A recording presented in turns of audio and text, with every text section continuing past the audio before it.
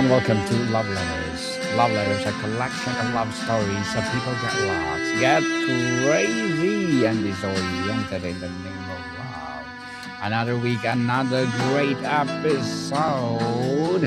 Winning back the heart, why step forward, restoring lost love. Well, another great letter that Miss Karen will read to us. Thank you, Daniel. Yes. Dear Daniel and Karen, I hope you both are well and continuing to be a light for people searching for wisdom in complicated seasons of love. I am writing because my heart feels like it is standing in the middle of something broken, yet still breathing. I once had a relationship that felt safe, warm, and certain. Now it feels distant, fragile, and almost out of reach. I'm not ready to let it disappear.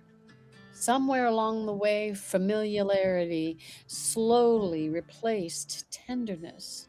Small misunderstandings grew into quiet spaces between us. Conversations that used to feel easy began to require courage.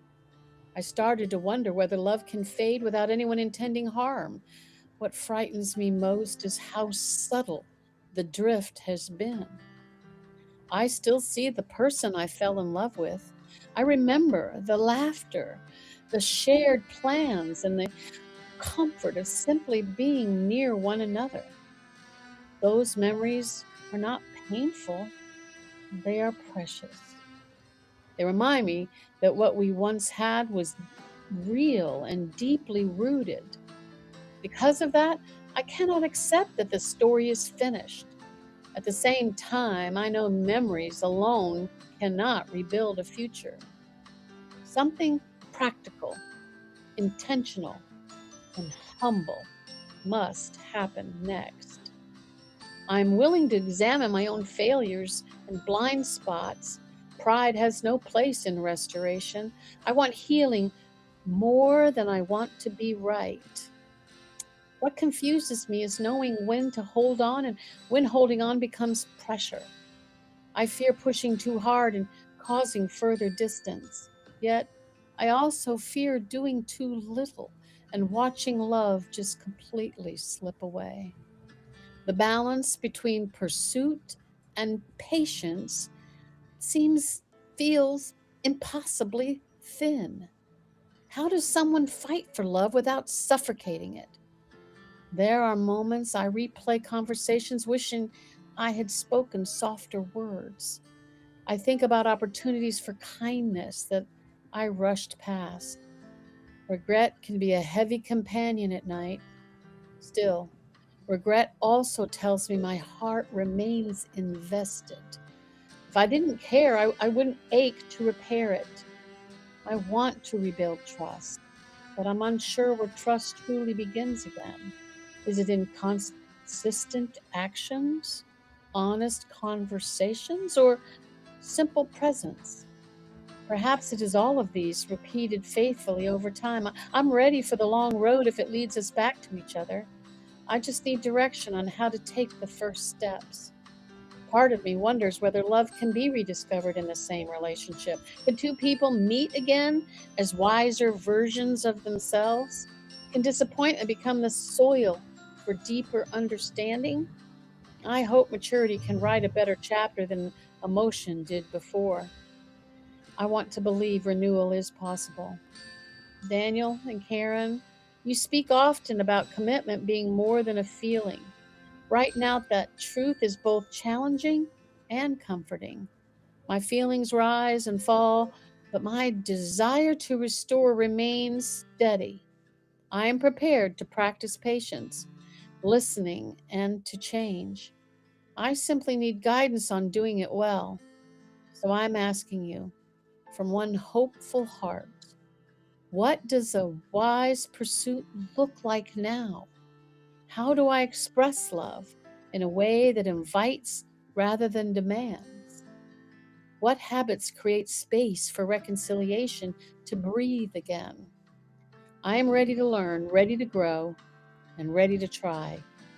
Thank you for being voices people like me can trust in moments like this. Yours truly, Maggie.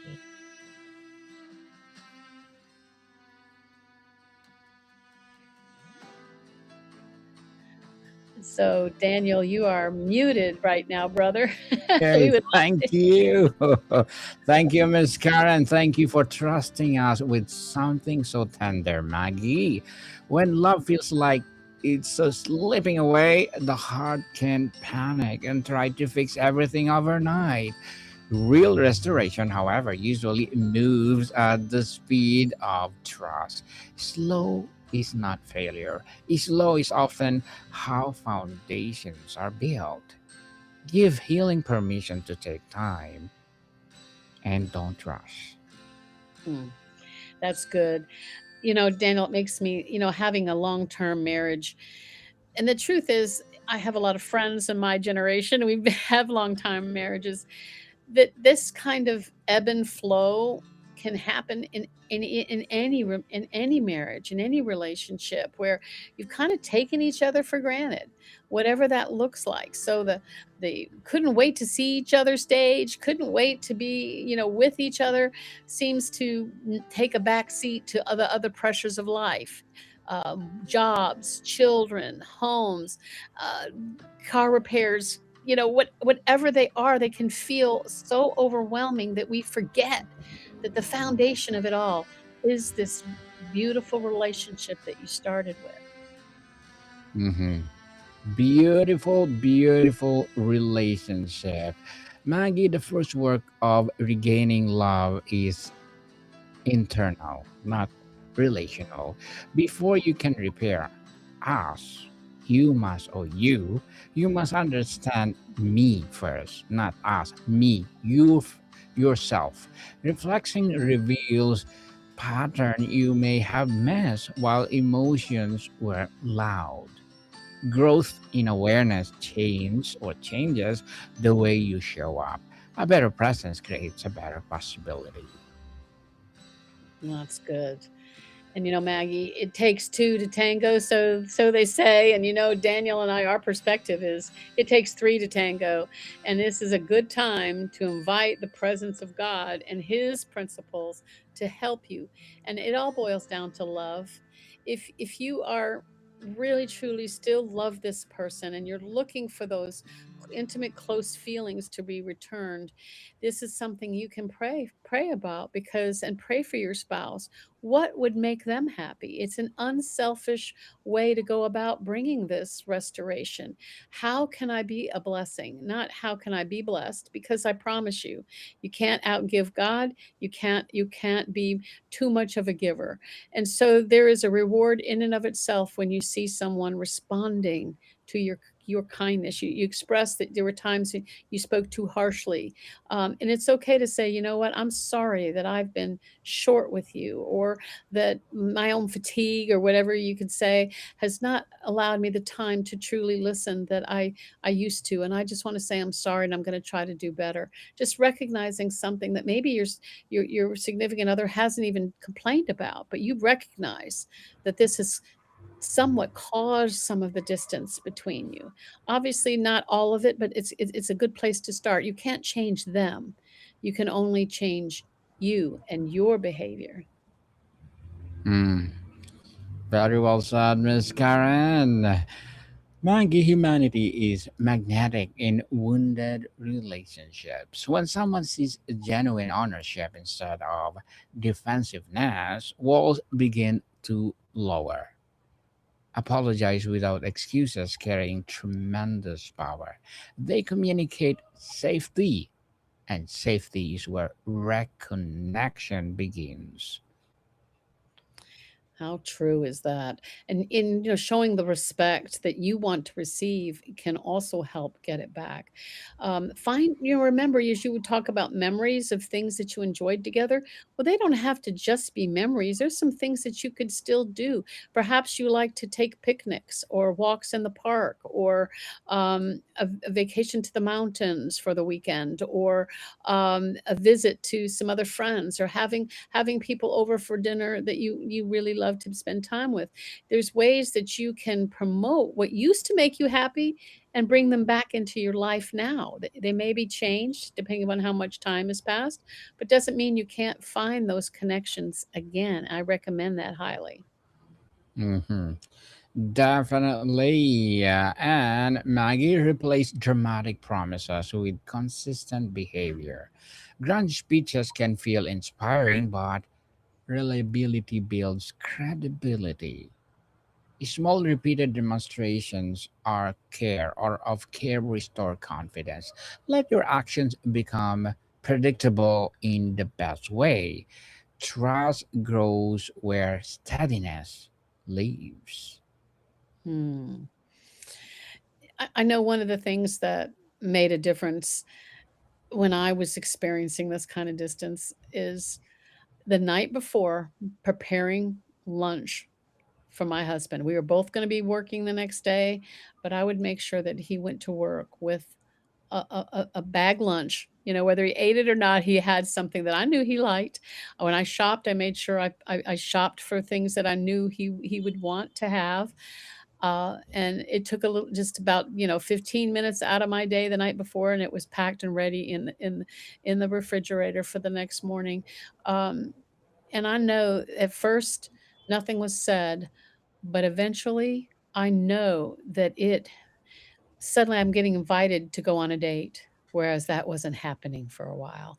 So Mm. these acts of kindness and actions that Daniel's talking about, that you just consistently make an effort to do something that you know would please your spouse, will truly help brick at a time break those walls down that have been separating you.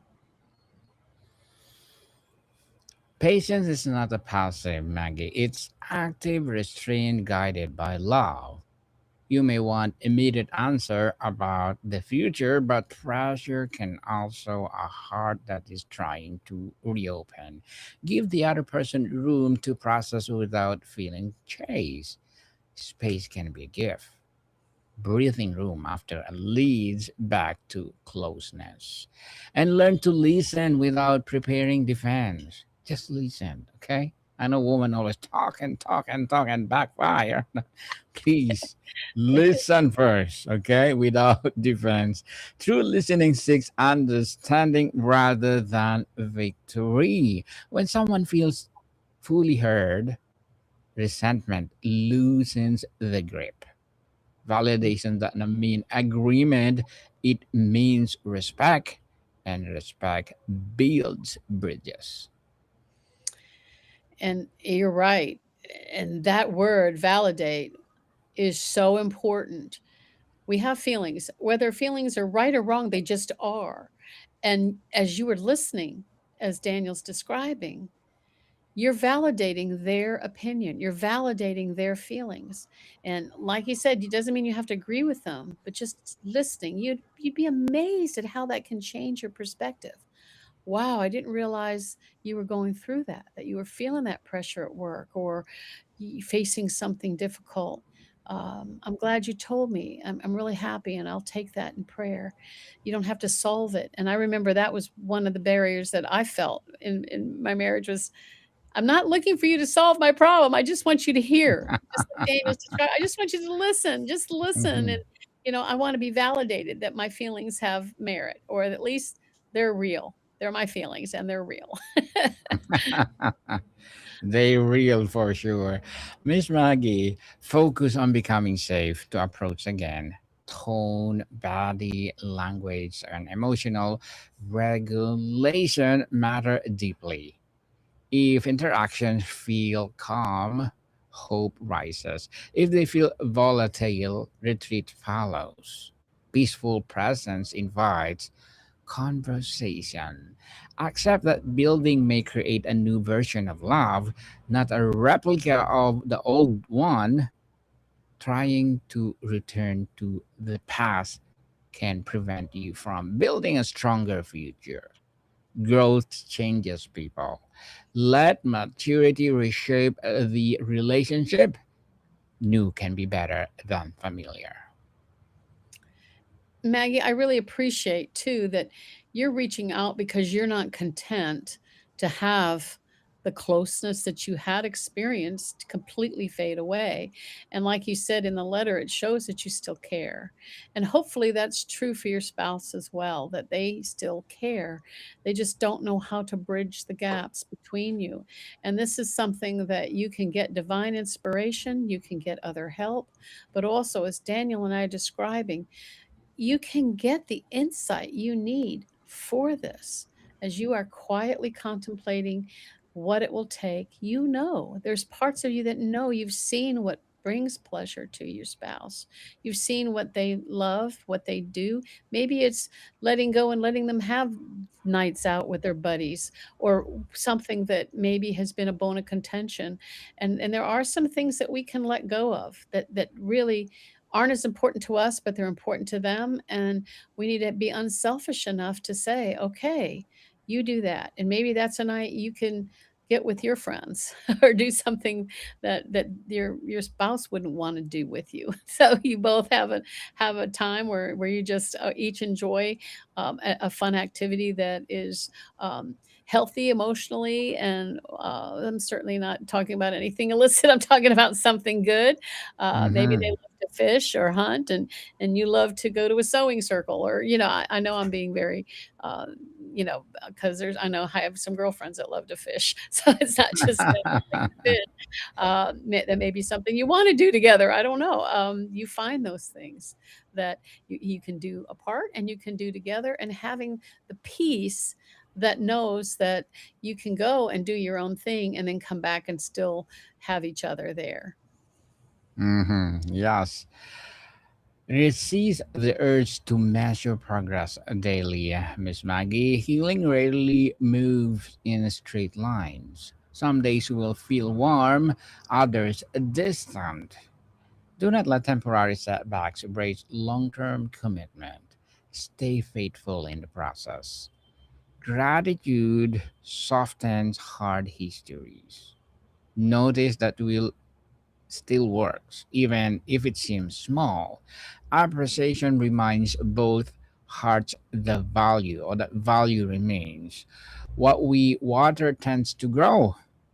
Speak life where you want life to return. That's beautiful. I was just thinking too, I live near the ocean. And of course, what we have here is sand. And sand, you can go back up into the mountains on the western part of our state, and there's mountains with big rocks. And those rocks go into the streams, and the streams start breaking those rocks down until they're pebbles. And then by the time they come to us here in the low country of South Carolina, they're sand. That water that Daniel's talking about that can cause green things to grow can also break down those hard places that need to be s- turned into pebbles and eventually just sand under our feet.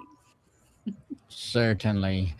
Maggie, forgiveness, whether given or received, is usually gradual. It unfolds through repeated experiences of safety and sincerity. Be patient with emotional timelines. Allow trust to catch with the intention. Authentic repair cannot be rushed. Invite honest conversation, but not force them. Openness thrives in voluntary spaces. Make it clear you are available and willing. Then allow readiness to emerge naturally. Consent creates deeper dialogue. It does. And you can start evaluating what is it that you guys are doing instead of being together. Have you developed your own TV shows you watch separately? Have you developed, Mm, different platforms that you're watching or contributing to? Listening to podcasts? Maybe you can listen to podcasts together, like this one about relationships, because it definitely takes both partners willing to be in this restoration process. definitely. And Miss Maggie, hope is essential, but it must be partnered with realism. You can offer your best, but you cannot control another heart. Love always involves vulnerability. Courage means showing up anyway. No matter what happens, choosing growth will never be wasted. Either the relationship will be renewed or you will be refined. Both are meaningful outcomes that love handled with integrity leaves no regrets. Walk forward with patience and dignity. That's beautiful. And I can say, having had a failed marriage with children, that I knew that I was going to have to forgive. I was going to have to get to a place where what was between us no longer would hinder us from being parents and eventually grandparents. And I'm so grateful that God enabled me to do that, so that when I let go, when I was able to release that hurt and pain and found new love, that those two children still found that they were raised by two dads, because the dads got to be friends too. So your attitude, no matter what happens, will have a huge impact in the long run. So everything we're describing here will be good and beneficial no matter what your spouse chooses to do about it. Mm. Very well said, Miss Karen. So, Miss Maggie, I hope you give you the best of the best wisdom that we shared for today's letter of yours. And Miss Karen, would you like to plug in something? Oh, yes. This has been a joy to participate in Love Letters with Mr. Daniel Lucas, who has wonderful podcasts, including several others that we do together, including parenting, positive parenting. We also do one coaching 101, and we have one Bible verses 101. So we encourage you, listeners and viewers, to watch these other podcasts, listen to them, and see what else you can glean from what Daniel and I are sharing. Yes, people, please support us. In total, Miss Karen and I, we're doing four podcasts. The Positive Parenting 101 is not yet live on podcast, but sooner or later. But you can watch us every Saturday. We're live to all social media and as well as the Coaching 101 to be soon available on podcast. But as I said, you can watch us every Saturday for our live episode.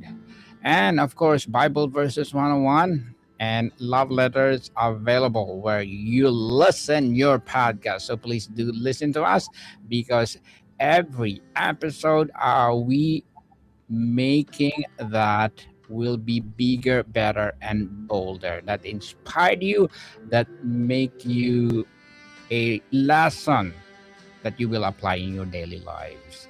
So Miss Karen, thank you so much for your time. Oh, it's my pleasure, Daniel. Thank you so much. Listeners, we love you and God bless you. What can people see you soon?